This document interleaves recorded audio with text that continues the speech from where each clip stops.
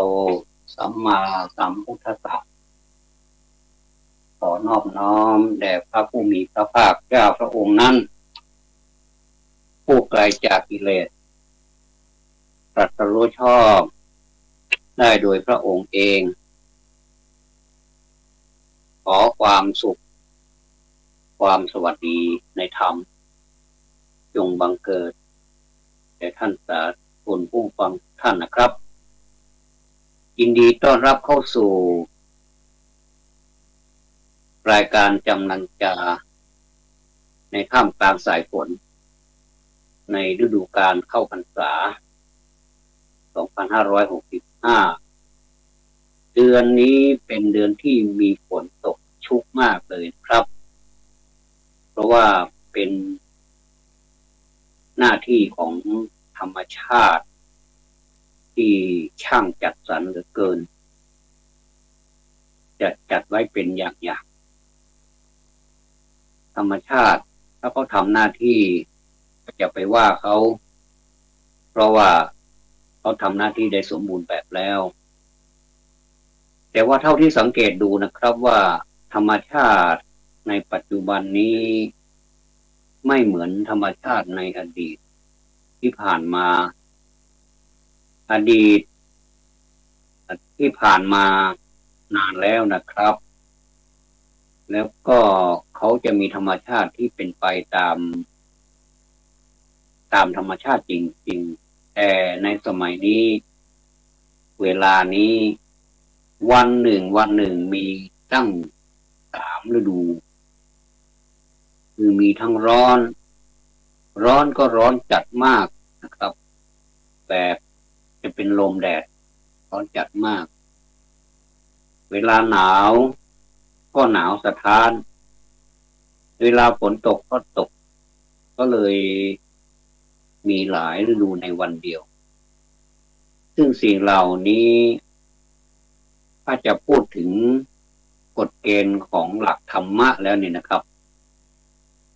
ก็จะเป็นไปตามหลักที่พระพุทธเจ้าท่านสอนไว้ว่าเป็นหลักสามัญลักษณะคือมีอนิจจังทุกขังอนัตตาคือข้อที่1ก็คือความไม่เที่ยงนั่นเองครับย่อมจะแปรเปลี่ยนแปรปรวนไป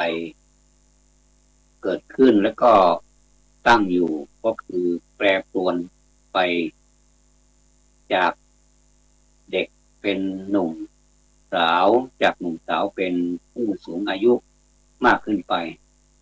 แล้วก็จากโลกนี้ไปซึ่งถ้าเราไม่คิดอะไรมันก็เป็นไปตามธรรมชาติแต่บุคคลนะครับส่วนมากแล้วจะคิดถึงความตายว่าเราอย่าเพิ่งไปพูดถึงความตายเลยนะครับแค่ความเจ็บนี่ก็กลัวแล้วนะครับก็หนาวแล้วนะครับความเจ็บและความแก่อีกก็ซึ่งสิ่งเหล่านี้แม้เราจะกลัวหรือไม่กลัวเขาก็จะมีระบบของเขาอยู่คือถึงเวลามาสิ่งที่มันมั่นคงเคยมั่นคงอยู่มันก็ไม่มั่นคงมันก็เปลี่ยนแปลไปตามสภาพที่เขาเรียกปัจจุบันว่าสภาพนั่นนะครับก็คืออันนี้แหละสภาพบางทีเราดูตัวเองนี่เรายังงงเลยนะเมื่อก่อนนี้ทำไมเราแข็งแรงจังเลยทำอะไรนี่สุดยอดเลยนะทุกคนย่อมจะผ่านอย่างน้อยที่สุดก็ผ่านงานมานะครับไม่ว่าจะงานหนักงานเบางานอะไรก็ตามประเภทไหนก็ตามเนี่ยเราก็จะรู้สึกว่าเรานี่ช่างแข็งแรงเหลือเกินอันนี้แหละครับที่ทำให้บุคคลเนี่ยประมาทในความแข็งแรงประมาทในความหนุ่มฟ้อหล่อเฟี้ยวเนี่ยนะแข็งแรงทำอะไรก็ไม่รู้สึกเหนื่อยทำวันทำงานนี่ก็สบายดีก็มีความสุขดีเพราะว่าเท่ากับการเป็นการออกกำลังกายไปในตัวเงินก็ได้ ได้ออกกำลังกายด้วยเท่านั้นยังไม่พอก็ได้รับสมองด้วยนะครับทำงานนี้มันก็ต้องมีสมองต้องใช้สมองผมสังเกตดูนักพูดนะครับนักพูดทั้งหลายที่เขาโด่งดังมาไม่ว่าจะเป็นนักพูดไม่ว่าจะเป็นนักแสดงไม่ว่าจะเป็นใครก็ตามที่ผ่านงานมาเนี่ยเขามีความลำบากครับแม้กระทั่งผมผู้พูดเองก็เคยลำบากเหมือนกันลำบากในชีวิตก็ไปอีกแนวหนึ่งอีกรูปแบบหนึ่งก็มีเพื่อนที่ประสบความลำบากแล้วก็ความท้าทายมากมายนะครับในงานแต่เราก็ผ่านมาด้วยดีก็มานั่งบางทีเรามานั่งดูนั่งพิจารณาดูสิ่งที่ผ่านมาแล้วนะครับไม่ใช่บ้าอดีตนะหมายความว่าเราทบทวนดูว่าเมื่อก่อนนี้เราทำอะไรไว้บ้างทำอะไรผิดไว้ไหมหรือว่าเรามีแต่ความชอบไม่มีความผิดก็ไม่ใช่อีกนะครับมันก็ยังมีทั้งสองอย่างอยู่ที่ว่าน้ำหนักของมันอะไรมันจะมากกว่ากันเท่านั้นเองนะครับว่าเราอาจจะผิดมากกว่าถูกหรือว่าเราอาจจะรับชอบมากกว่ารับผิดหรือว่าบางคนก็รับทั้งสองอย่างเลยคือทั้งผิดทั้งชอบถ้าเราวิเคราะห์ดูนะครับว่าอะไรทำให้สังคมนี่มันปั่นป่วนก็แสดงว่าเราหนักไปทางรับชอบเราไม่ไม่มีความรับผิดถ้าอย่างนี้สังคมก็จะปั่นป่วนไปเรื่อยๆนะครับเพราะว่าคนเราเนี่ยเวลาถ้าเราสอนตัวเองนะถ้าเราสอนตัวเองเนี่ยสอนยากนะเอ่อถ้าเวลาเราไปสอนคนอื่นนี่เราคิดว่าเราแน่นะเราแน่สอนคนอื่นเสร็จแล้วเราก็ไปสะดุดขาตัวเองล้มอย่างนี้อันนี้นี่ผมว่ามันมันเสียเหลี่ยมที่เราไปสอนเขาอะนะสอนสดิบดีเลยสอนให้เป็นอย่างนั้นอย่างนี้แต่เราไปสะดุดขาตัวเองอันนี้นี่ฝากไว้ให้คิดนะครับวันนี้ผมไม่อยากจะใช้สมองคิดแต่ผมจะใช้ใจทั้งใจนี่แหละพูดนะครับทุ่มเทไปไปในแนวให้พวกเรานี่รู้จักรับผิดด้วยแล้วก็อย่าลืมรับชอบด้วยนะครับไม่ใช่ว่าเราอะไรเราก็ผิดหมดก็แสดงว่าเราเกิดมาก็เป็นคนผิดหมดเลยไม่มีถูกอะไรเลยอย่างนั้นหรือมันก็ต้องมีทั้งสองอย่างแต่ถ้าเราทำได้เหมือนที่พระอริยเจ้าทั้งหลายทำส่วนมากแล้วท่านไม่เอาอะไรแล้วว่างั้นเถอะครับไม่เอาอะไรแล้วแต่ว่าท่านก็ยังดำรงขันอยู่ดำรงขันดำรงชีวิตอยู่มีการบำรุงด้วยปัจจัยสี่มีเหมือนกันนะครับและยุงกัดนี่คันไหมก็คันนะสมมุติว่ากัดเยอะๆจะเป็นไข้ขึ้นสมองหรือเปล่าไข้เลือดออกหรือเปล่าก็เป็นนะไม่ใช่ว่าท่านจะวิเศษวิโสอย่างที่พวกเราคิดนะว่าท่านไปอยู่ป่าท่านเจอยุงกัดเยอะๆท่านก็เป็นไข้ป่าได้เหมือนกัน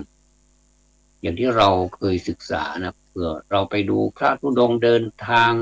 ไปธุดงค์แล้วไปเข้าไปในป่าลึกไปเจอพวกสิงสารสัตว์ก็เยอะโดยเฉพาะสัตว์เล็กๆเช่นยุงเนี่ยครับเวลามันกัดแล้วนี่มันทำให้เป็นไข้ได้เหมือนกันอันตรายด้วยถึงกับชีวิตเลยแล้วก็ถ้าเราคิดอย่างนี้เราแสดงว่าเราคิดถูกนะครับแต่ถ้าเราคิดว่าพระที่เข้าไปในป่าลึกเนี่ยไม่เป็นอะไรท่านมีปาฏิหาริย์ที่ว่าสามารถป้องกันได้เนี่ยอันนี้มันเกินความจริงมันก็ท่านก็มีเลือดเนื้อเหมือนเรานี่แหละแต่ว่าท่านพิเศษกว่าเราตรงที่ว่าท่านจิตใจแข็งแกร่งกล้าแกร่งมุ่งมั่นนะครับเชื่อมั่นเอาชีวิตเป็นเดิมพันตายไหนตายไปเหมือนกับภาษาล้านนาบอกว่า ตายในหัวตัดฟ้าเหมือนกันเพราะถ้าหัวอยู่ลุ่มฟ้ามันก็ตายไหนก็ตายไปอันนี้พูดถึงพระอริยเจ้านะครับทีนี้ผมพูดไว้ว่าเรารับผิดรับชอบทำไมเราถึงมาเน้นคำว่ารับผิดชอบนะแต่เราชอบเขียนกันนักนะครับว่าต้องมีความรับผิดชอบในหน้าที่ของตัวเองได้รับมอบหมายหัวหน้ามอบหมายให้เราสมมุติในงานไม่ว่าจะงานอะไรก็แล้วแต่หัวหน้ามอบหมายให้เราก็ทำแล้วรู้จักสำนึกในหน้าที่การงานของตัวเองด้วยครับแล้วหัวหน้าก็ได้รับคำสั่งมาจากหัวหน้าที่เป็นหัวหน้าของหัวหน้าอีกนะครับก็มีหลายหัวหน้านะหลายแผนกก็จะทำตามกันแต่ทั้งนี้ทั้งนั้นก็ต้องยึดหลักสองอย่างนี้คือทั้งรับผิดแล้วก็รับชอบด้วยวิธีการที่เรารับผิดชอบนะมันก็อย่างที่ว่าเรามักจะเป็นวาทกรรมกันมากกว่าหรือเป็นอักษรที่เขียนไว้ให้พวกเรารู้จักคำว่ารับผิดชอบเท่านั้นเองนะแต่ว่าเราอย่าให้เป็นเท่านั้นเราต้องปฏิบัติตามลายลักษณ์อักษรหรือว่าคำพูดนั้นด้วยมันจะไม่เป็นวาทกรรมเฉยๆมันจะเป็นทั้งการปฏิบัติด้วยครับเหมือนกับเราเรียนหนังสือเราต้องเขียนด้วยและอ่านด้วยและรู้จักความหมายของข้อความที่เราเขียนลงไปด้วยว่ามันเป็นยังไงมันสวยไหมเราเขียนลงไปแล้วมันสวยไหม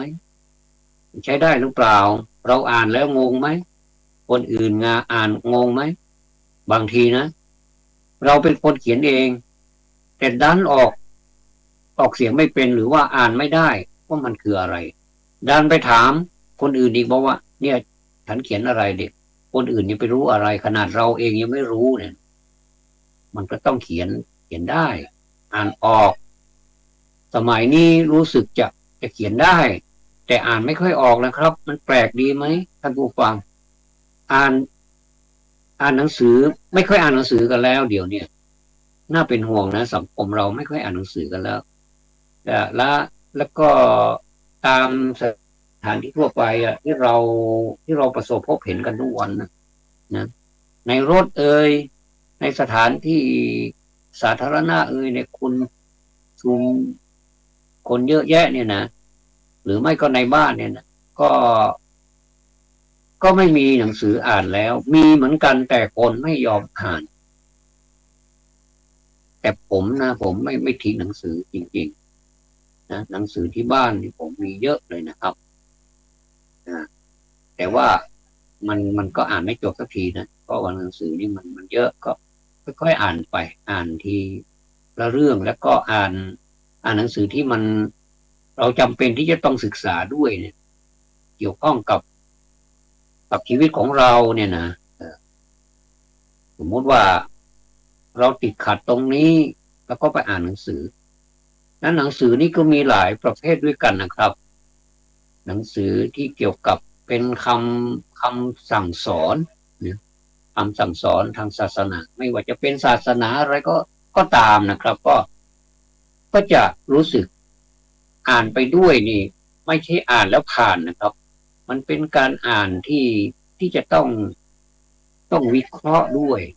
ต้องวิเคราะห์ด้วยถ้าเราไม่วิเคราะห์เนี่ยเรา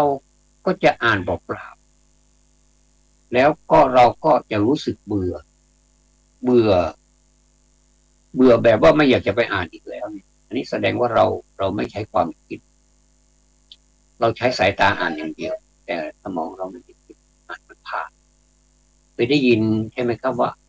อ่านหนังสือหรือยังเขาบอกว่าอ่านผ่านก็รู้สึกดีแล้วแต่ถ้าอ่านผ่านรู้ก็ควรจะอ่านผ่านนะครับผมคนหนึ่งและอ่านหนังสือหลายรอบผมไม่เคยอ่านรอบเดียวสักทีเลย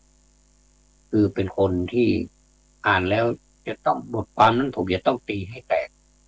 อันนี้นี่ตัวเองนะครับไม่ได้ไปอวดว่าตัวเองเป็นคนที่อ่านหนังสือรู้เรื่องไม่ใช่ผมเป็นคนที่อ่านหนังสือแย่มากแย่กว่าคนอื่นอีก มักจะติด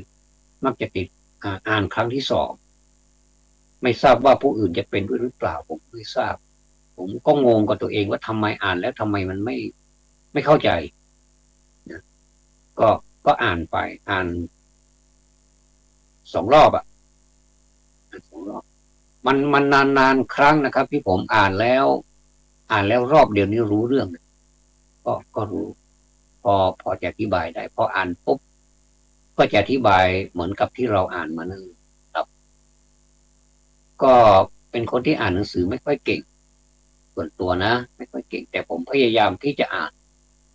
เพราะคำว่าอ่านเนี่ยมันทำให้เรานี่เกิดความรู้แล้วก็สายตาของเรานี่ก็ได้บริหารไปด้วยครับเราไม่ได้เพ่งไม่มีแสงหนังสือนี่ไม่ใช่แสงไม่ใช่วิทยาศาสตร์ที่จะต้องมาใช้แสงต้องมาใช้แบตเตอรี่ไม่ต้องไปใช้อะไรสักอย่างไม่ได้เปลืองอะไรเลยมันก็คือหนังสือเล่มหนึ่งนี่มันก็คงอยู่อย่างนั้นถ้ามันไม่ขาดถ้ามันไม่เลอะเลือนถ้าปลวกไม่กินอย่างนี้นะถ้าแมงอ่าตัวตัวกินหนังสือนี่มันไม่กินเนี่ยเราก็สามารถที่จะอ่านและในนั้นนี่มันมีอะไรมากมายที่เราศึกษาไปแล้วมันเกิดเป็นประโยชน์บ่อยครั้งนักในที่ผมอ่านตำราพวกเกษตรการปลูกมะนาวทำยังไงให้มีผลดกปลูกยังไงที่จะแยกกิ่งไปเขาเรียกว่าไปทาบกิ่งจากมะนาวที่มีต้นเดียวต้นแม่เขาเรียกว่าต้นแม่นะครับส่วนใหญ่ก็ทาบกิ่งแล้วก็เอาไปปลูกต่อแล้วทำยังไงดินของมะนาวนี่มันชอบอย่างไงแต่มันชอบกินอาหารอะไรบ้างแล้วก็ศึกษาดูก็เพลินนะครับท่านเพลินไม่ใช่แต่มะนาวอย่างเดียวนะนี่ยกตัวอย่างอื่นก็ชอบดูนะครับ การทำอะไรการทำสีย้อมผ้าไหมในภาคอีสานรู้สึกจะเป็นสกลนครเนี่ยนะครับอยู่ใน YouTube ผมก็ไปดูโอ้รู้สึกยาวมากเลยเรื่องนี้เป็นยาวมากแล้วก็ยากมากยากจริงๆดูและกระบวนการที่จะทำให้เป็นสีครามนะครับเขาเรียกว่าต้นครามแล้วก็เอามาเข้ากระบวนการทำให้เกิดเป็นน้ำครามขึ้นก็มีหลายอย่างมีทั้งปูนมีทั้งโคตรหลายอย่างหลายขั้นตอนแล้วก็ใช้เวลาเยอะนะแต่คุ้มค่ามากเลยเวลาผ้าสำเร็จออกมาแล้วเนี่ยผ้ามันจะสวยงามมากแล้วก็กระบวนการก็สำหรับตัวผมนะครับผมว่ายากมากแต่คนทำมาแล้วก็ยังสงสัยว่าคนทำนี่เขาเขาไม่ยากหรือยังไงเนี่ยความจริงเขาก็ยากนะครับแต่ว่าด้วยใจเขาทำจริงๆนะเขามีฉันทะนะฉันทะคือความพอใจในผ้าครามนะที่เอามาทำเอาไปย้อมไหมแล้วก็เอามาทอเป็นผ้าสิ้นบ้างเป็นกระเป๋าบ้างเป็นไรสารพัดเลยสวยงามมากเลยที่สกลนครนะครับท่านใดที่ยังไม่ได้เข้าไปดูก็ไปดูยาวมากเลยครับเรื่องราวของผ้าครามนี่ยาวมากเลยดูไปด้วยแล้วก็จดสาระไปด้วยว่าอันนี้มันเรียกว่าอะไรเนี่ยก็จดไปด้วยอันนี้คือต้องมีความพอใจในสิ่งนั้นซะก่อนถึงจะทำได้แล้วก็พอเขาทำแล้วนี่ราคาแล้วเป็นไงราคานี่ต้องสมน้ำสมเนื้อเลยนะครับถ้าคนไปรู้ว่ามันทำยากขนาดนี้นี่จะไม่ต่อเลยนะครับจะไม่ต่อเลยรู้สึกจะเป็นรายการของเอิร์ธสดชื่นนะครับคุณเอิร์ธสดชื่นรายการซึ่งถึงพริกถึงขิงมากเลยนะครับเขาจะพูดไปด้วยเย้าแย่ไปด้วยก็สนุกบันเทิงไปด้วยนะครับแล้วก็เราได้ข้อความซึ่งจะไม่หมดนะแต่ว่าเราจะเป็นแนวได้ว่าเขาทำยังไงพอจะอธิบายได้แต่ถ้าจะให้มันเป็นจริงๆต้องไปเข้าวงในจริงๆเขาเรียกว่าคลุกวงในนะเหมือนกับนักมวยนะคือเข้าไปคลุกวงในแล้วก็จะมีศอกมีเข่าอย่างนี้ ก็จะศึกษาถ้าเรามีฉันทะละถึงจะอยู่ไกลแค่ไหนเราก็ศึกษาได้หรือไม่ก็ศึกษาจาก YouTube จากสื่อนี่แหละนะเปิดหลายรอบผมนี่มักจะเปิดไปด้วยแล้วผมจะใช้เอ่อการอัดเสียงไปด้วยนะครับอัดเสียงเราเวลาเราเราไม่ต้องไปเปิดซ้ำละแต่เราเปิดฟังเสียงนะฟังเสียงนี่มันไม่ต้องมีภาพนะครับแต่เราจินตนาการไปด้วยว่าเราได้ดู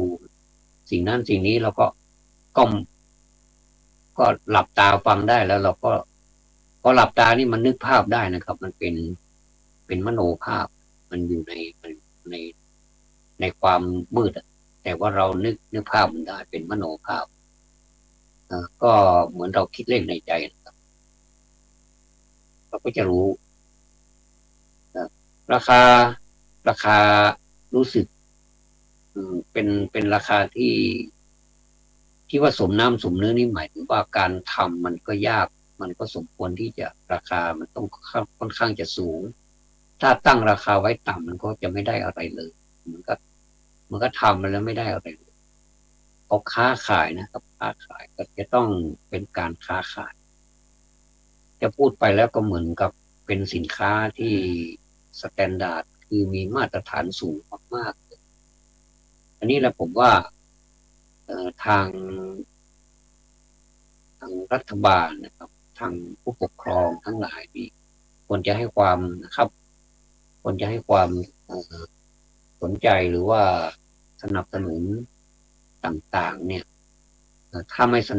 นับสนุนเรื่องของทุนแล้วก็สนับสนุนการตลาดให้ให้เป็นแบบเขาเรียกว่าเป็นสากลนำสู่นำระดับโลกครับเป็นสากลเป็น international ก็คือเป็นสากลถ้าอย่างนี้นะไทยแลนด์เราก็ไปโลดเลยก็ผมก็ไม่ทราบว่าเขาไปถึงไหนแล้วนะครับไม่ได้อืมไม่ได้ศึกษาตรงนั้นว่าไปถึงไหนส่งออกยังไงไปประเทศไหนบ้างเฉพาะในในบ้านของตนเองเนี่ยนะที่สกลนครนี่ก็ขายดิบขายดีอยู่แล้วครับคุณสดชื่นนี้ก็ยังสนับสนุนหลายอย่างก็ก็ก็หลายพันเหมือนกันครับผมเห็นแล้วนี่คนไทยนี่ไม่เป็นรองใครในโลกนี้จริงๆถ้าทำกันจริงๆแล้วไม่ต้องไปอ้างโน่นอ้างนี่ว่าเราทำไม่ได้ไม่มีนะครับผมเห็นหลายรายแล้วว่าเป็นคนไทยจริงๆเนี่ยนะไม่ว่าจะเป็นใครก็ตามมาที่อยู่ในประเทศไทยถือว่าเป็นคนไทยสัญชาติไทยเนี่ยนะก็ถือว่าเป็นเป็นเป็นประชาชนหรือว่าเป็นประชากรของไทยทั้งนั้นเราก็ให้การสนับสนุนให้เขาเรียกว่าให้กำลังใจถ้ามีกำลังทรัพย์เราก็สนับสนุนต้องต้องขอบคุณนะขอบพระคุณท่านผู้ที่สนับสนุนกิจกรรมหรือว่างานอาชีพซึ่งทำด้วยมือเนี่ยนะครับไม่ได้ใช้เครื่องจักรอันทันสมัยที่ไหนเลยจากมือจริงๆนะครับเห็นเขาทำแล้วเราโอ้โหทำได้ยังไงนะอันนี้ก็แสดงว่ามีความพอใจมีความสุขนะมีความสุขในการกระทำแม้ว่ามันจะเหนื่อยหน่อยแต่มันก็มีความสุขแล้วก็ใช้ฉันทะความพอใจนอกจากความพอใจแล้วก็มันจะต้องไม่ใช่ว่าพอใจแล้วก็นิ่งอยู่แล้วมันจะเนรมิตได้นี่มันไม่มีครับในโลกนี้ไม่มีผมอยากรู้ว่ามันมีจริงไหมเนี่ยฉันทะพอใจแล้วก็ไม่ได้ทำอะไรแล้วก็เกิดความสำเร็จเนี่ยผมว่าไม่มีแม้แต่องค์สมเด็จพระสัมมาสัมพุทธเจ้าท่านก็ยังบำเพ็ญเลยท่านพอใจในพระสัพพัญญูหรือว่าในในความเป็นพระพุทธเจ้าท่านรู้แล้วนะว่าพระพุทธเจ้าในบำเพ็ญยากเหลือเกินแต่ท่านพอใจท่านก็เกิดข้อสองขึ้นมาครับคือวิริยะคือความพยายามทุกอย่างไม่ว่าจะอดข้าวอดน้ำไม่ว่าจะอดทนอดกลั้นสารพัด คนจะดูถูกดูหมิ่นคนจะทำร้ายอย่างไรท่านก็ทนจนในที่สุดท่านก็ได้ตรัสรู้เป็นพระสัมมาสัมพุทธเจ้านี้พระพุทธเจ้าเป็นตัวอย่างเลยแล้วก็พระอริยเจ้าองค์อื่นๆอีกแล้วก็คนสามัญธรรมดาที่ทำให้เราเห็นอีกก็มีมากมายครับอันนี้คือความเพียรพยายามผมก็มีปณิธานในใจครับผมพอใจในภาษาผมพอใจในภาษานี่ส่วนตัวนะครับขออนุญาตพูดถึงเรื่องส่วนตัวหน่อยเมื่อก่อนนี้ผมเป็นเด็กๆนี่ผมยังไม่รู้นะครับว่าภาษาล้านนานี่เขาเป็นยังไงคงจะยากนะแต่เราไปดูที่วัดนะผมเป็นคนที่เข้าวัดตัวเล็กๆผมเคยเข้าวัดมาก็ก็ชอบวัดนะครับเพราะผมเป็นชาวพุทธผมชอบไปวัดแล้วก็ไปดูตามฝาผนังบ้างนะตามภาษิตที่เขาเขียนติดต้นไม้ที่เขาเรียกว่าต้นไม้พูดได้เนี่ยนะเขาจะเขียนกำกับไปทั้งภาษาไทยภาษาล้านนาแล้วเราก็ไปอ่านไม่ออกจริงๆว่ามันคืออะไรก็เป็นที่น่าสงสัยนะเพราะว่ามันคืออะไรอ่านภาษาไทยได้แต่ภาษาล้านนาผมอ่านไม่ออกมันเป็นต้องมานั่งคิดเด็กตัวเล็กๆนะผมมานั่งคิดนี่เราอยากจะรู้อะทำไงก็พาตัวเองเนี่ยครับพาไปทั้งกายทั้งใจนี่ไปเรียนเลยนะครับไปเรียนกับพระในวัดก็ต้องขอบพระคุณย้อนหลังท่านผู้มีเมตตาท่านพระพุทธเจ้าท่านก็สอนตั้งแต่เริ่มต้นเลยมาจนถึงบัดนี้ผมก็ยังไม่เก่งพอที่ผมว่าผมเก่งผมไม่เคยยอมรับว่าผมเก่งที่สุดไม่มีแต่คนชมคนข้างๆหรือว่าคนที่ไม่รู้เขาชมแต่ความจริงเราต้องเรียนต่ออีกเยอะเลยแต่ผมก็พอใช้ได้ยินดีที่จะแนะนำให้ท่านผู้สนใจเนี่ยผมไม่ว่าจะเจอที่ไหนอ่ะเพราะเขาเอ่ยเรื่องภาษาล้านนาขึ้นมานี้ผมจะเขาถามว่าอะไรมันแปลว่าอะไรมันเขียนยังไงผมจะรีบบอกเลยนะครับโดยถือว่าเป็นวิทยาทานนะผมชอบมากเลยผมไม่ตีเป็นมูลค่าของไม่เหมือนกับสินค้านะแต่ถ้าอยากรู้อยากเรียนเนี่ยชอบมากเลยใครก็ได้ผมแนะนำให้หมดเป็นเบื้องต้นอันนี้คือความพยายามเมื่อก่อนนี้เราไม่รู้เลยว่ามันคืออะไรผสมแบบไหนแล้วก็ภาษาล้านนานี้เขาไม่ได้เรียกว่าสระเขาเรียกว่าไม้คือกดสะกดไม้อันนี้ต้องพูดในเฉพาะกิจของการถ่ายทอดภาษาล้านนาอีกครั้งหนึ่งอันนี้ยกตัวอย่างว่าเราชอบสิ่งไหนเราเพียรพยายามในสิ่งนั้นมันก็สำเร็จ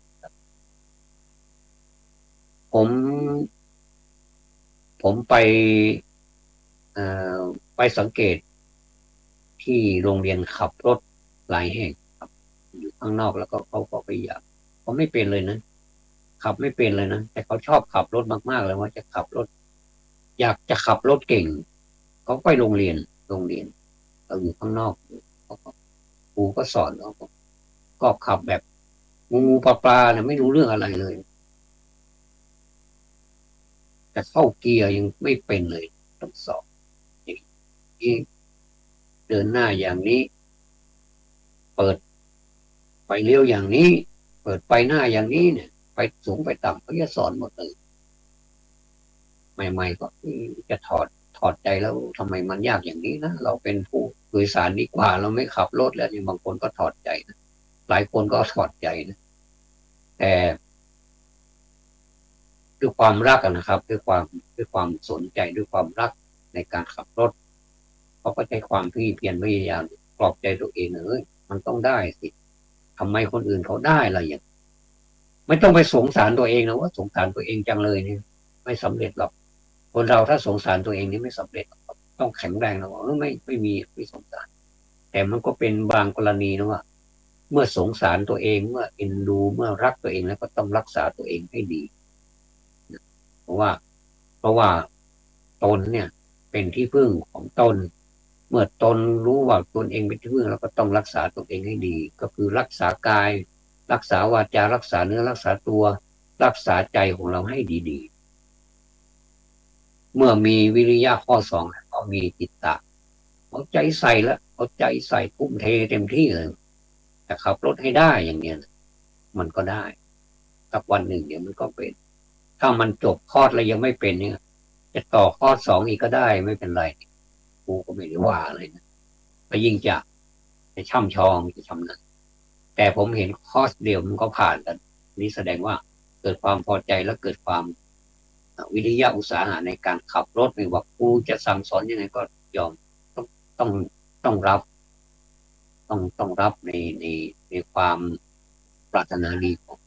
ครูบาอาจารย์ทั้งหลายเดี๋ยวมันก็เป็นนะ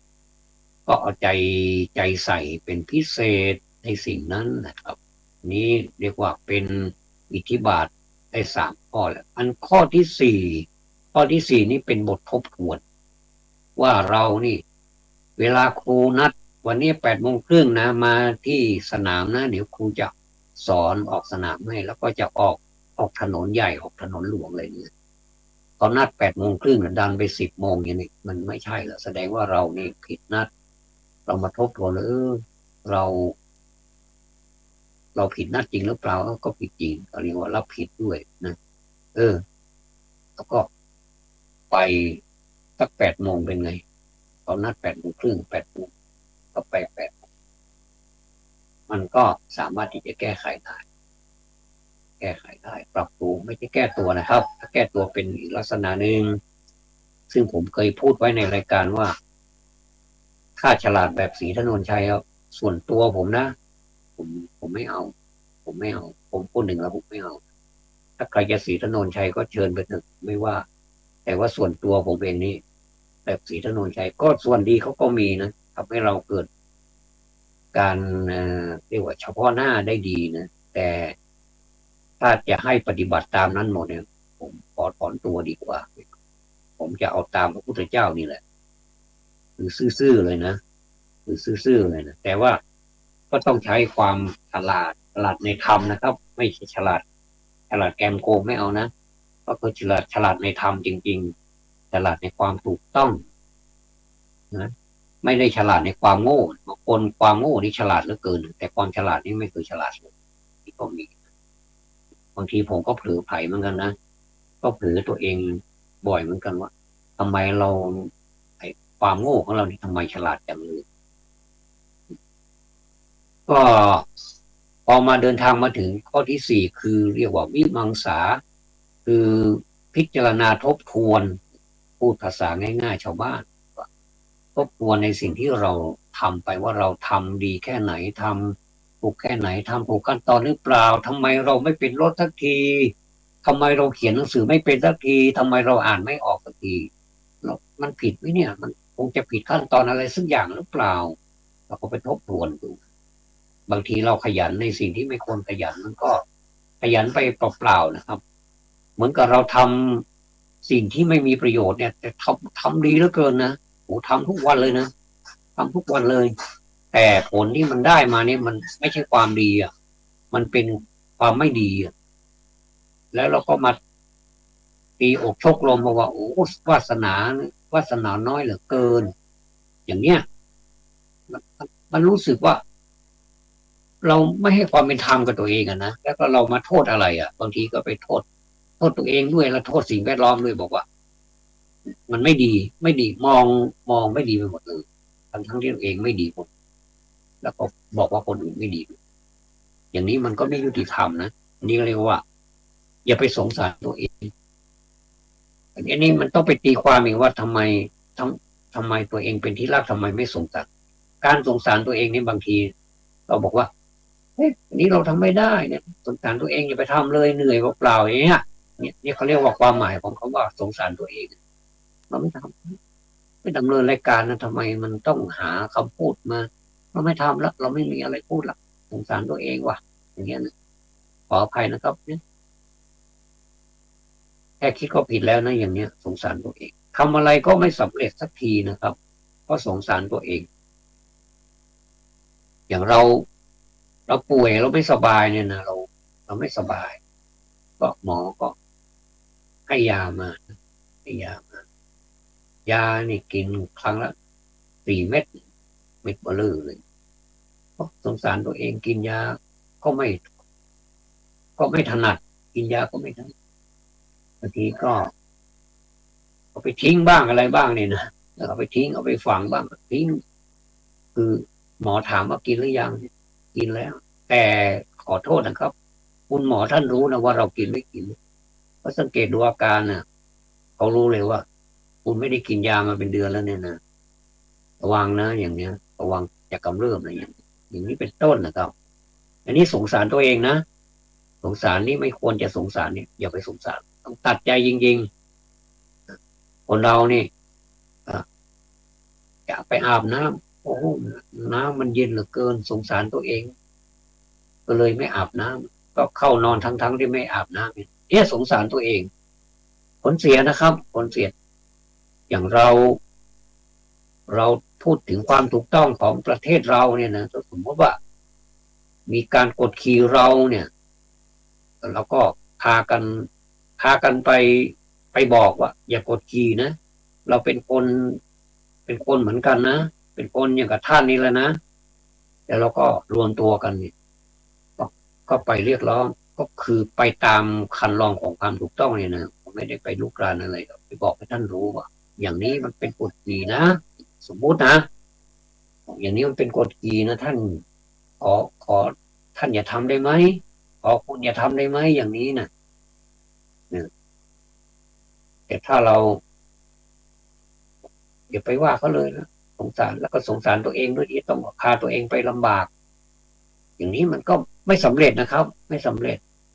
มันจะต้องบอกนะว่ามันเดือดร้อนอย่างนี้จริงๆเราก็บอกเราต้องกล้าบอกต้องกล้ารับด้วยนะกล้ารับสิ่งที่มันเกิดขึ้นด้วยให้เป็นไปตามคันลองของมันอย่างนี้เรียกว่าอันนี้ไม่สงสารตัวเองถ้าสงสารตัวเองเมื่อไหร่นะมีเรื่องแล้วก็มีปัญหาเยอะแยะตามมาเลยครับตามมา4 ข้อแล้วนะคือทบทวนหน่อยก็คือมีความพอใจเขาเรียกว่าฉันทะนะครับฉันทะคือความพอใจแล้วก็จิตวิริยะคือความเพียรความขยันความขยันเสมอต้นเสมอปลายไม่ใช่ว่าขยันวันนี้วันพรุ่งนี้มาขยันแต่ก็เดี๋ยวก็ไม่เสมอต้นไม่เสมอปลายครับมันก็ไม่สำเร็จหรือว่าสำเร็จช้าหรือเกินหรือว่าเป็นกระท่อนกระแท่นแล้วก็มาที่3ก็คือจิตตะเอาใจฝักใฝ่เอาใจฝักใฝ่ในสิ่งที่ทำที่ฉันรักฉันรักในสิ่งนี้ฉันจะทำให้มันแบบจิตไม่ตกเนี่ยนะอย่าจิตตกเลยนะอย่าเชื่อนะเวลาเราจะทำอะไรถ้าจิตตกเนี่ยไปไปทั้งยวงเลยนะไปหมดเลยถ้าจิตตกเมื่อไหร่ไม่ว่าจะเป็นการพูดการจาการคิดการทำอะไรมันจะตกไปหมดเลยนะครับมันมันเท่ามันเท่ากับสักแต่ว่าทำไม่ได้ประโยชน์อะไรเลยก็เท่ากับโมฆะ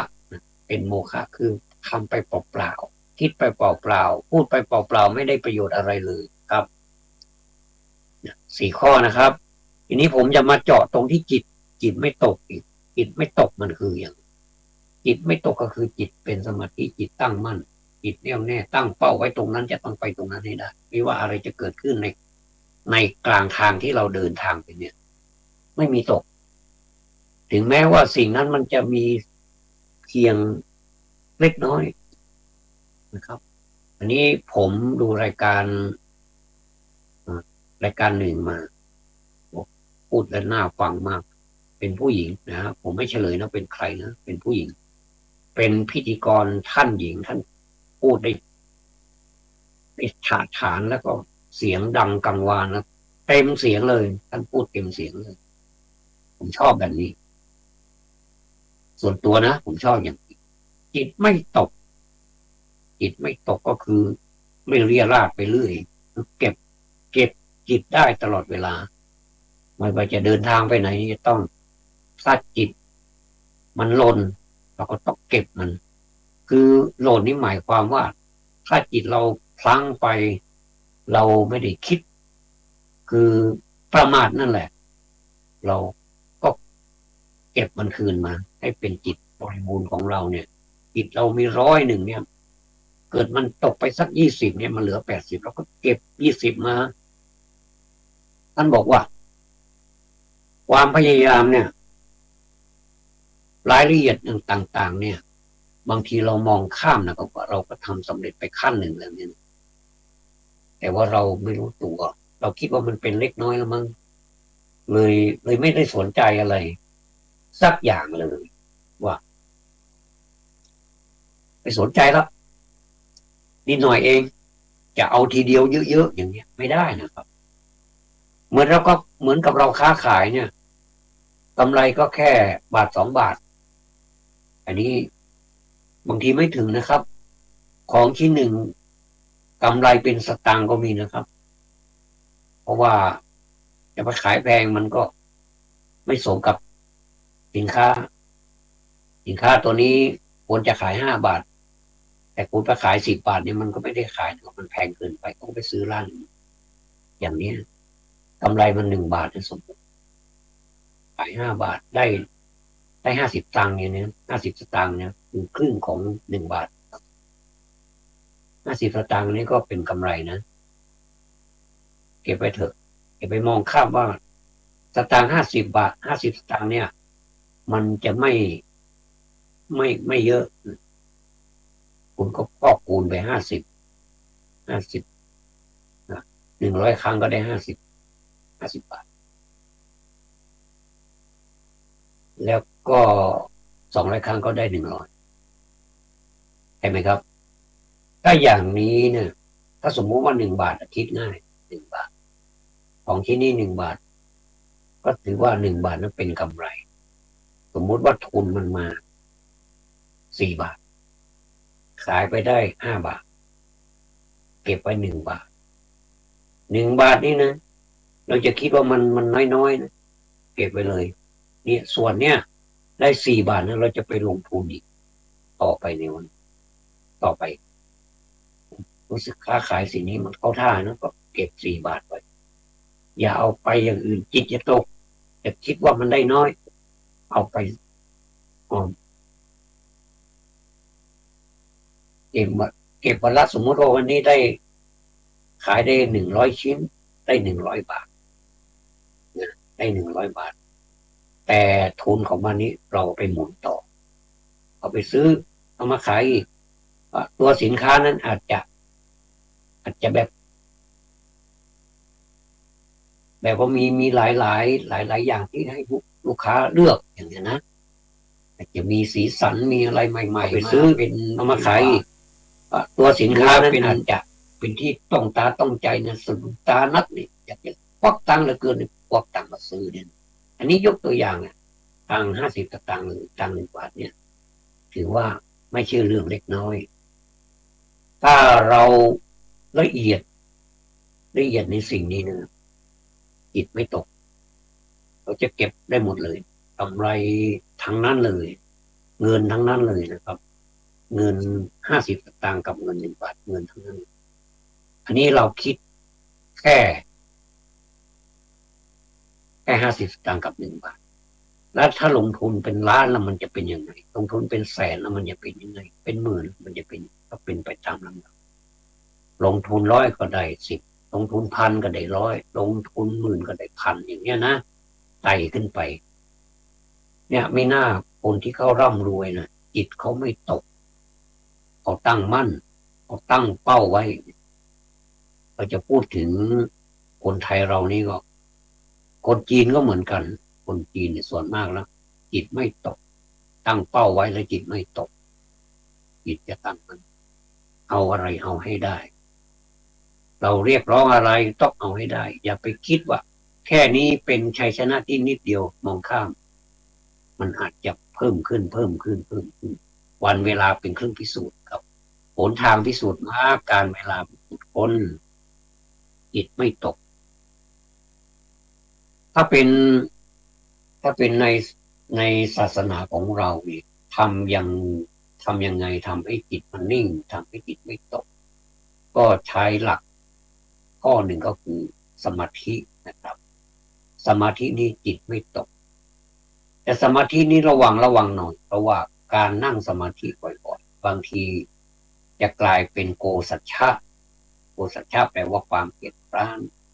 ไม่อยากจะทำอะไรนั่งอยู่เฉยๆก็มีความสุขไม่ได้นะครับมันต้องใช้สมาธิในบริบทที่ว่าสมาธินี้จะต้องใช้ให้ถูกต้องใช้ทำงานด้วยถามว่าลำบากไหมลำบากเหนื่อยไหมออกแรงหรือเปล่าออกแรงด้วยทั้งแรงกายด้วยแล้วก็แรงใจของเราด้วยมันทำให้เราจิตไม่ตกใช้สมาธินะครับนอกจากนี้แล้วถ้าเราจะขยายไปถึงเมื่อใช้สมาธิแล้วเราต้องใช้อะไรอีกมันมากมายนะครับมันจะพ่วงถึงกันหมดเลยคล้ายกับว่า8 อย่างเนี่ยนะ8 ข้อเนี่ยนะอันนี้ผมกำลังพูดถึงมรรคมีองค์8มันพ่วงกันมันไปไหนไปด้วยกันเมื่อมีศรัทธาแล้วก็ต้องมีปัญญาเป็นต้นนะครับเมื่อเรามีสมาธิแล้วเราต้องรู้จักสมาธิของเราด้วยว่าเราสมาธิไปถึงไหนแล้วได้ผลไหมยังไงต้องมันดูแลใจตัวเองจิตไม่ตกแล้วผมก็เท่าที่ฟังผม